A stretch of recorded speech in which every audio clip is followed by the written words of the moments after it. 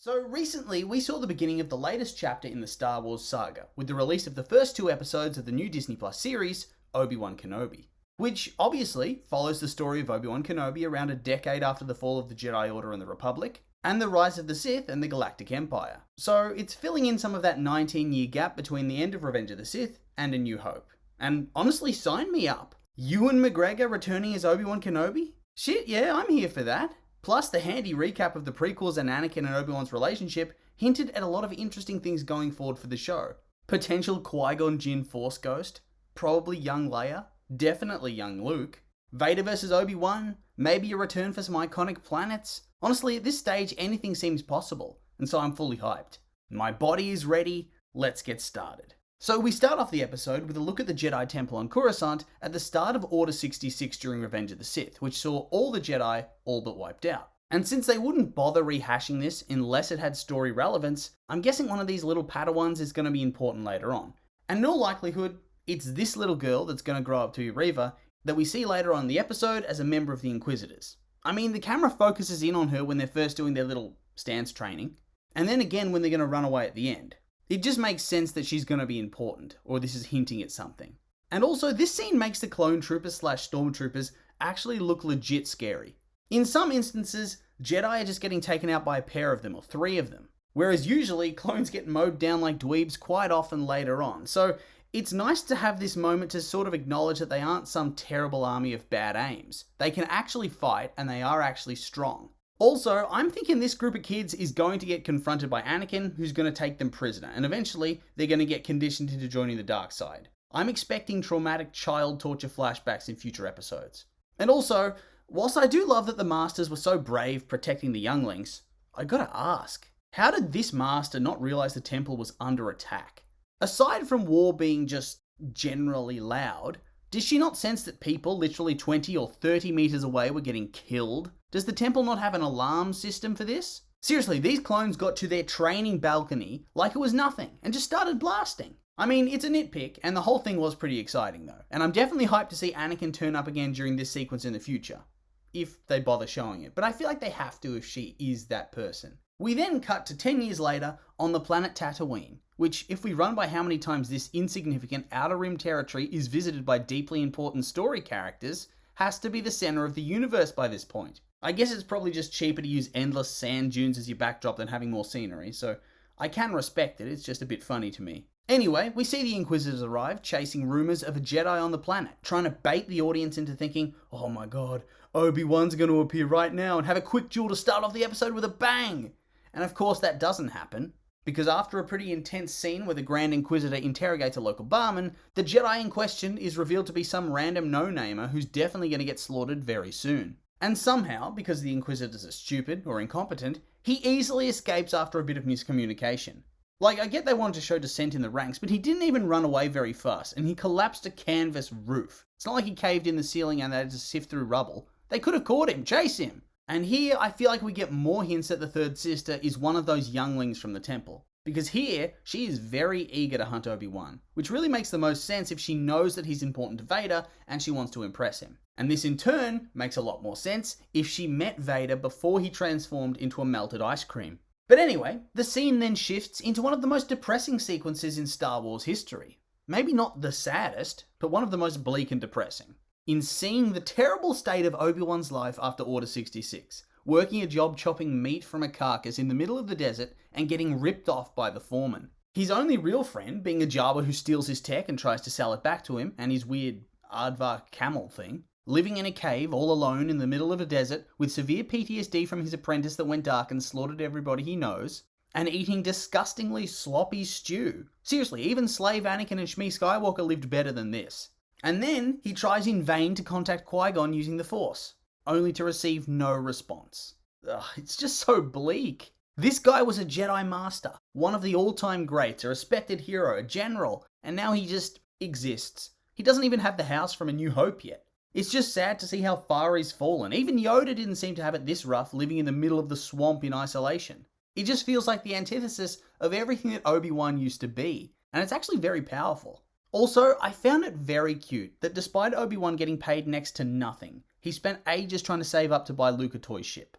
It's a fun little Easter egg for fans of the original trilogy, and it's just so wholesome that this kid's literally all he has to live for, and so he'll do whatever he can to make him happy. And then luckily, this depressing atmosphere gets offset a little bit more when you see him make the trek out to the Lars moisture farm to watch Luke and deliver the toy once everyone's asleep. And I gotta say, I feel like they really nailed the vibe of the Lars family. Owen's trying to be the stern yet kind family man who teaches Luke responsibility and the value of hard work. Luke looking for any excuse to get out of it or play and do his own thing. And Beru's just laughing and going with the flow and letting Owen get slowly driven mad. I really loved how just a short glimpse was able to take me back to episode 4 so easily and really ignite that sense of nostalgia. But they don't keep you on that happy trail for very long as we go from happy Obi-Wan right back to sad, distant and defeated Obi-Wan, who's tracked down by the random Jedi and tries to Saint Peter his ass, pretending like he doesn't know him before telling him to take a hike, that the war's over and that there's no hope. And you know what? Fair enough. His entire life was burnt down by the Sith. His father figure / master was killed, his sort of girlfriend got killed by Darth Maul, almost all his Jedi friends and comrades were mass murdered, including a bunch of children whose corpses he had to literally step over. He watched footage of his sort of foster brother / foster son / apprentice turning dark on the security cams. He had to fight him and watch him burn alive, and at this point he still thinks he's dead. Oh, and then his other dear friend dies in childbirth, leaving her children to be separated. So, I'm not all too shocked that he isn't taking this well. And honestly, it makes him seem like an actual person, three-dimensional. Like there's actually consequences to what's happened, and that he has to go through a journey to get from this point to where he was by episode 4. And even then, he's still plagued by PTSD and regrets, you can see it. But at the same time, you also can't help but feel bad for this other random Jedi. I mean, he's clearly going to get murdered very soon. It's just a very depressing opening episode. But like they did earlier, they immediately offset this with one of the cutest sequences in the episode, where we get our first look at young Princess Leia. And I really like that even though you can see how she's been raised by the Organa family, she still has so much of Anakin and Padme's characterization built into how she behaves. First with the just general disdain for normal protocol in favor of doing her own thing, and then a scene that really ties her back to Anakin where she names all the ships she sees flying out or into the city. She just felt like Anakin's daughter in that scene, which is quite bittersweet. And then on top of that, her close personal love for her droid. Very Skywalker indeed. And I also really liked that the whole Alderaan sequence got to show us how she was raised and what the whole family dynamic's like for her. Hopefully we get some of that for Luke too, because whilst it is touched on in A New Hope, it doesn't have that same emotional response, because we don't really see enough of it. So I hope there are more scenes with that family together going forward, so they can carve out their own place as well that helps enhance the emotional response during A New Hope when they get killed. Speaking of which, we return to Tatooine, where Obi-Wan finds himself confronted by an angry Owen Lars, who warns him to stay away from Luke, and shades him for failing with his training for Anakin, shaming him for leading Anakin to his death.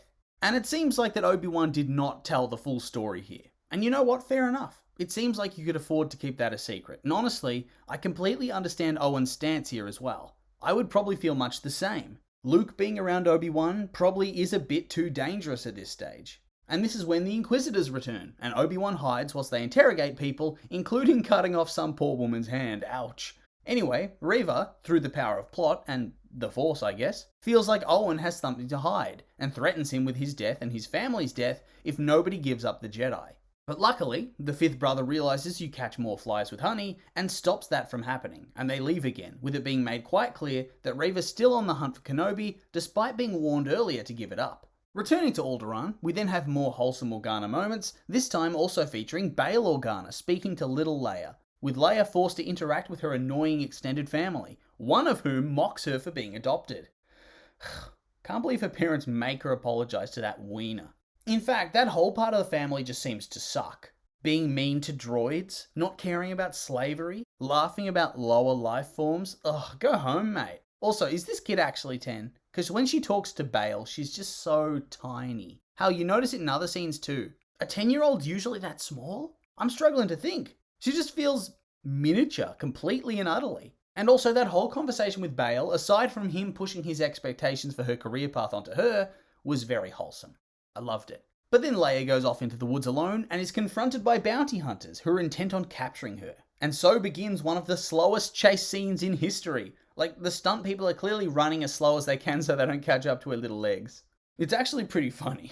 And so she gets captured, and one of her guards gets shot dead, and a bag gets put over her head as we immediately cut back to Obi-Wan, who's sitting back in his cave as he hears a communicator beeping from his old Jedi days. And of course, it is the Organas begging him to help them.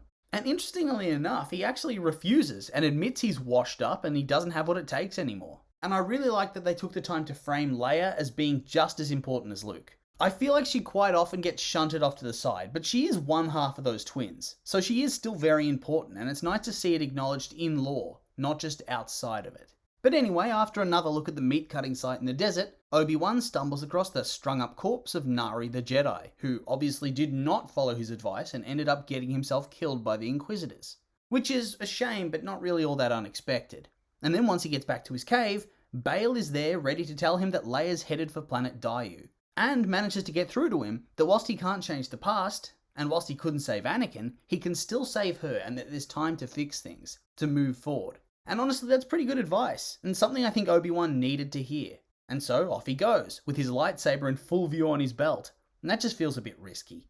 Unless the people of Tatooine just assume that Ben Kenobi stole this poor dude's lightsaber after the Inquisitors killed him. Ugh. Meanwhile, back with our kidnapped princess, Lola the droid bites the dust, and it's revealed that the hunters are working for Reva, the third sister, who's gotten it in her head that Obi-Wan would obviously come to rescue this little girl because he was friends with her father a decade ago.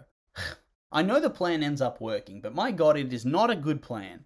And it could have gone terribly, terribly wrong quite easily. But I suppose recklessness is going to be this character's fatal flaw. But anyway, with all that being said, that's the end of the episode. And I'll just remind you that these were my opinions, and now I'd like to hear yours. What did you think of the first episode? You like it, hate it? I'm curious for your thoughts, so make sure to like, comment, and subscribe, and let me know.